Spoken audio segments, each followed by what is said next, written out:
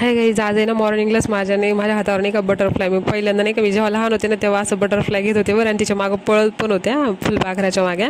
पण जेव्हा मोठी झाले तेव्हा नव्हता एवढा नाद, पण एक आली होती बघा घरात, मग मी तिला बराच वेळ नाही का खेळवलं बरं, मी स्वतः खेळले तिच्यासोबत. आणि तिला उडवत होते तरी ती उडत नव्हती, एवढी चिटकून बसले नाही. मला एवढं भारी वाटलं ना, मग मी ना जेसला व्हिडिओ काढायला सांगितलं माझा. बघा तिला मी जाय करत होते तरी गेली नाही. मग शेवटी ना मला घरातले काम आवरायचे होते आणि कामाला जायचं होतं, म्हणून मी तिला नाही का हळूच नेऊन ठेवलं बरं, म्हणजे बाहेर थोडं झाडावर नेऊन ठेवला.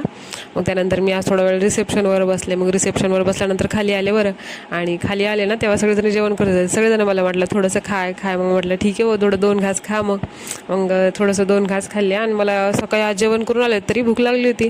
म्हटलं ठीक आहे. मग मी नाही का क्लाससाठी जाण्यासाठी ना मंदिरात जाऊन बसले होते, कारण की क्लासला जायचं होतं. आणि मग तिथे 1-2 व्हिडिओ तयार केले बरं स्वतःचे बघा. आणि त्यानंतर टायपिंग क्लासला आले आणि टायपिंग केली.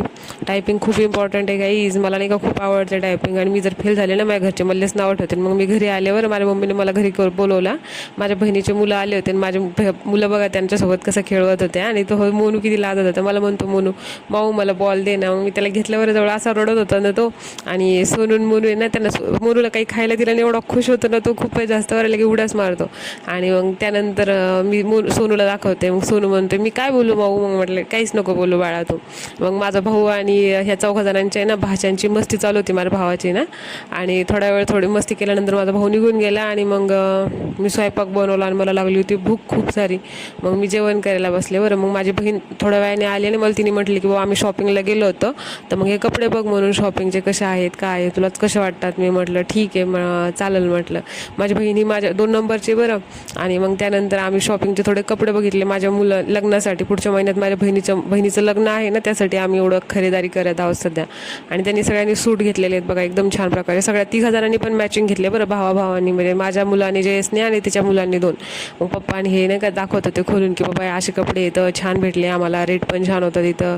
आणि इथं मोनू आहे ना एवढा क्यूट आहे ना यार गाईज, त्याच्यावरचं माझ्या लक्षच जात नाही, एकदम क्यूट आहे. मला म्हणतो मला बॉल दे ना याच्यातला छोटा. म्हटलं मी नाही देत, आपल्याकडे बॉल नाही तसा, आपण गावाला गेलो ना तेव्हा खेळू. मग म्हणतो हा ठीक आहे. मग एवढा क्यूट आहे ना खूप. मग माझ्या आजीला दाखवत होती माझी बहीण ड्रेस की बाबा असे घेतले.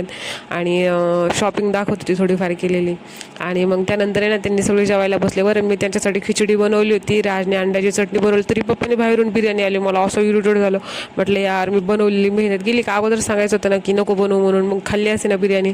मग मी सगळेजण ग्रुप जेवण करत होते आणि मला जेवायला बस म्हटले. मला काय भूक नव्हती कारण मी ऑलरेडी जेवले होते अगोदर. आणि इथं मोनू आहे ना खेळणं चालूच होतं मोनूचं, म्हणजे नाही का त्याला म्हटलं मी माझ्यासाठी पाणी घेऊन ये म्हणून. टाकीवर बसण्याचा प्रयत्न केला त्याने. आम्हाला म्हणतो ठीक आहे मग आणतो.